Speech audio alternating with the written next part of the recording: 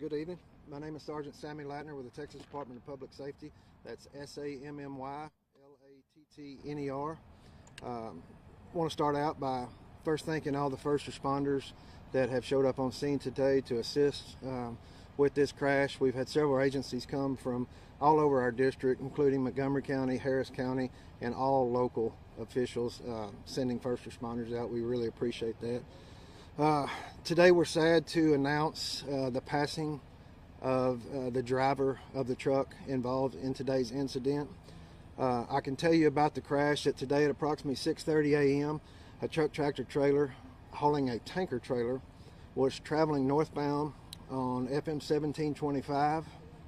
It is reported that for an unknown reason the truck left the roadway to the right, lost control, overturned on its right side, and the tank that was connected to the truck was ruptured. The truck was carrying sulfur dioxide. The rupture left a 1-inch gap wide, approximately 8 inches long. The tanker at the time of the crash was carrying approximately 2,800 gallons, and right now it's about 1,500 gallons. Okay.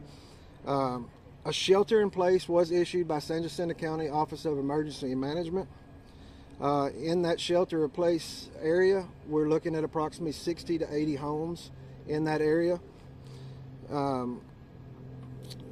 At this time, troopers are actively going door to door, requesting that the residents inside that affected area leave. It's not mandatory, but they're strongly encouraged that they leave until we can get a cap on the safety of this situation.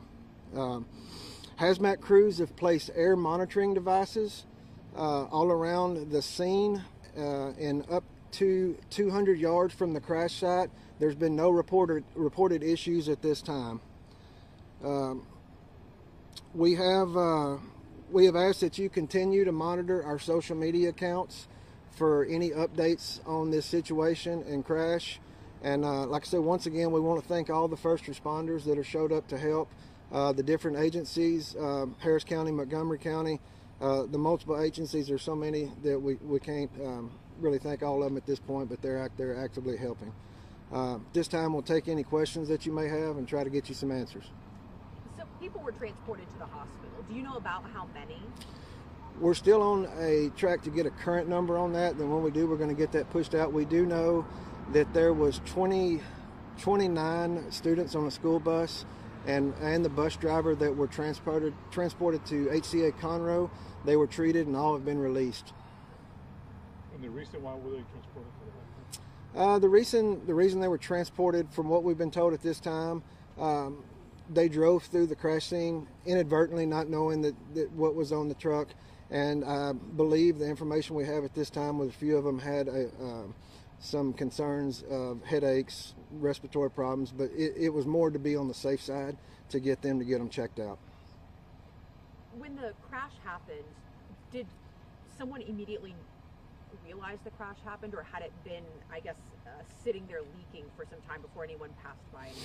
We're not 100% aware of what time the crash occurred. We can give you an approximate.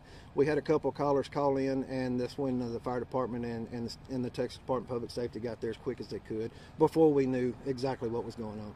But they didn't know if the crash had just happened. It's not like anyone witnessed the guy crash. As far as I know, no, ma'am, we don't know if any witnesses were involved. Okay. Can you give us the process for cleaning up a spill like this and approximately how long it would take to clean up?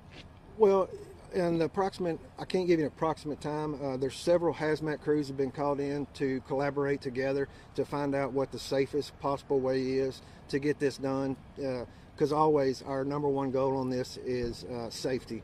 We want to make sure the public's safe, and we want to make sure our first responders are safe. So once they collaborate and figure out the best way that they can get this done, we'll be able to push that out to you and get it on our social media sites for you. And so at this point, you guys don't have an approximate time of when people will be allowed to return to their homes? No, ma'am. No, ma'am. We don't have an approximate time. All we care about right now is what we're focusing on is the safety of the community and the safety of our first responders. And you guys are still doing evacuation? We're currently, we have troopers going door to doors in areas that could be affected, strongly suggesting that they maybe leave until we get everything 100% under control. Do you know who the driver was?